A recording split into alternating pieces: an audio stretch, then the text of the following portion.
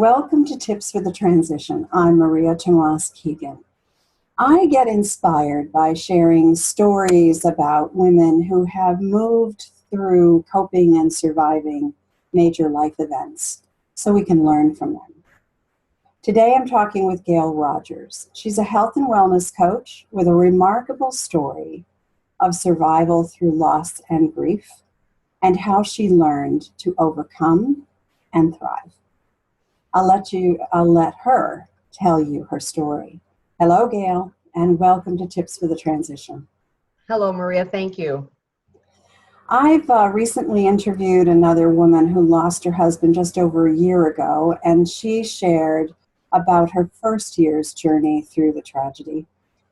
And I recognize that the journey of loss and grief is a hugely personal one. Would you share with us your experience, Gale? Well, I was 18 when I got married, met my husband at the drugstore that I worked at, saw him every day. I couldn't date him, though, because he was older than me, and I had to wait till I was 18. So we dated for about 4 or 5 months. We got married. It was a very good marriage. We were happy. He was funny. He was kind. And I think that made it an even bigger loss than it might have been. But one day, after we were married for 34 years, we had gone out for lunch and he wasn't feeling great. He had a pain between his shoulder blades, but we attributed that to his job, which was fixing computers, sitting on the floor with his head down like that, and always kind of had some neck pain anyway. And suddenly he was gone. He died in our home from a sudden heart attack. And I was in shock. I had never been alone in my life before because I just left my parents' house at 18 and got married and lived with him. And it was a hard transition because you're never prepared for it. You know, he was older than me, and my parents had said, you don't want to marry him. He's going to die young before you do, and you're going to be lonely for many years. And of course, at 18, you know everything. So I didn't believe it. And I thought, well, that wouldn't be me. Might be for somebody else that would have that problem. But I did have the problem and had to deal with it. So suddenly I was a member of a club that I never asked to join. And I was a widow. Yeah, well, that's powerful. A member of a club you didn't ask to join. That's a great perspective. Yeah, I hadn't thought about it that way. So what happened next? How did you feel? Well, at first, everybody's in shock because you do what you have to do. And when I found him, because I was there with him, but I had learned CPR and I started CPR, getting the phone, running to unlock the door, coming back, doing breaths and doing more CPR. Doing what you have to do because there's nothing else to do, okay? Just getting down to business and trying to save him. And I couldn't, and it was too late. And even though they took him to the hospital, the fireman had already told me, the paramedics said, they want him to come in, but, we don't want you to get your hopes up. And I already knew when I saw him that it was too late. But we went there anyway, and then I had to come home. My sister brought me home, and everything looked different. The whole house looked different just pulling up to the driveway. And thoughts run through your head about, the front yard, and I look at the porch light on, and I think I stand out there at 10 o'clock at night sometimes in the summer and water my grass because I like to do that, and because my sprinkler systems didn't work right. And my husband would come out and say, what are you doing out there? And I said, I'm just watering grass. And he'd say, come in the house or go in the backyard. What are you doing out in the front at 10 o'clock at night? He was always my safety, watching out for me, watching out for our family. So then I remember looking at the alarm system that was on next to our door. It was in the carport. When you walk in, you have to unlock it and turn the light off so the alarm didn't go off. And I saw that red light on, and I'm thinking, I just don't feel safe.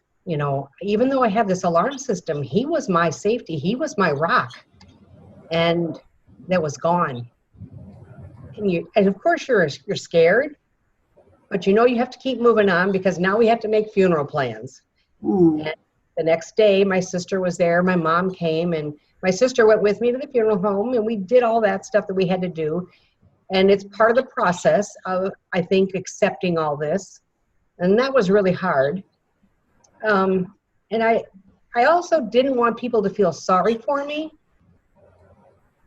I don't know. I mean, because I figure I'm not the only one that's been through this. You know, a lot of people have survived this. And it's just something that I've always believed, that you're kind of dealt a hand of cards. And everybody gets a hand of cards. Some people, you know, win big. Some people just go along and they're kind of break even, and some people lose. I think some of the loss can be prevented, but you know, it's like, all right, this is my deck of cards. This is what I have to deal with. This is me now.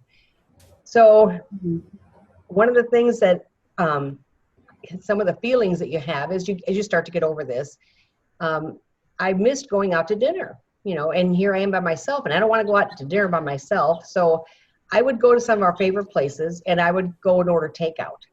And while I was sitting there for the order, waiting for the order one of the days, I remember thinking, this is just pathetic, you know, that I have to come in now and do this because I don't want to sit here by myself. But I still like the places we went to. So I just kind of pushed through, and now I do it all the time, and I don't think twice about it. So it does get easier. And I'm not crazy about cooking, so I like to, you know, have somebody else cook for me. So, and one of the other things that happens is people, you know, they do feel bad for you. And I have friends that have been through this, and I feel bad for them because I know what they're going through. But you also, they want to do something, but nobody knows what to do because there really isn't a lot they can help you with except being there for you. And that's the most important thing, is that they want to do something. And if they want to help you, whatever. I had a guy that I worked with that was a friend, and he came. I had a little plumbing problem in my bathroom, and he came over all the way from Mesa to the west side, and he fixed it for me. And it made him feel good. And he mentioned, you know, the Bible says you got to take care of the widows. And I'm thinking, oh, that would be me, wouldn't it? So, you know, it was little things like that that do make a difference. And you think about, what if something breaks? The first thing I did was I went and got AAA because my husband was the car fixer guy. You know, if something happens, you call him. Well, who was I going to call now? My kids didn't live near me. I was on the west side of Phoenix, and they were out in Chandler and Gilbert at the time. So I got AAA, and I've used it many times. It has saved me many times. It's one of the first things I was so glad that I got, and I've kept it for the last 16 years and still have it. So let people do things for you, you know, when this happens, because it makes them feel better, and it makes you feel better because it's one less thing to worry about. Yeah. But just being there for you, you know, is really important. That is very important. Having a support system, regardless of the kind of life-changing events we go through, is, in my mind, the number one thing that we need to do is figure out who we feel good being around and who we can trust.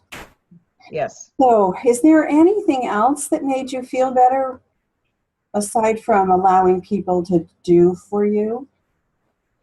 And I'm pretty, you know, handy with my, you know, I do things. I'm not afraid to try things, but some things you just can't do, you know. But yes, and when I went to work and people said, you ought to go talk to our EAP counselor. So I thought maybe it's a good idea. So I did. I didn't know if it was really that helpful. The only thing I remember him actually telling me was when I started to tell him what the situation was, and I said, I just felt really guilty because I was in the house and I didn't hear him fall. So I always felt bad about that, you know. And he said, stop that right now. He said, it's not your fault. You know, it was his time. And there was nothing you could have done. And it wouldn't have mattered, you know, because it was his time. So I thought, okay, I guess that's kind of helpful. But, you know, I'm still feeling a little guilty. And then somebody else suggested going like group counseling. And I thought, I can't do that. I do not want to sit around in a room with a bunch of other people crying about, you know, their lost spouses, because I can do that on my own by myself at home. I don't need to go in a group and do this. And I didn't think that talking to a bunch of strangers was going to help that any. So I didn't do that. And I really just kind of got through it on my own. I worried about my kids, especially my son. I worried most about him because he was alone. He didn't have a girlfriend at the time. And so he really didn't have anybody to talk to. I did have my sister. My daughter had her boyfriend. So, you know, they at least had somebody to help them get through it, or my daughter did anyway. But I worried about my son because he was very strong through the whole thing. Surprised me, in fact. And he keeps things in.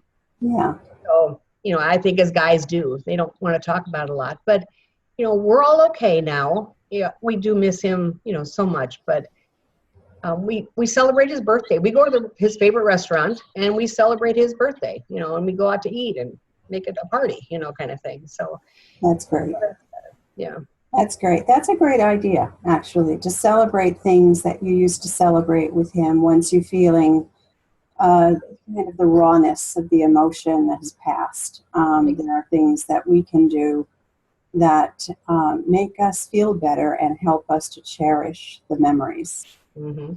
Yeah. Thank you so much, Gale, for sharing that story. I'm sure even after all these years, some parts of that must be still difficult for you. It is. Yeah.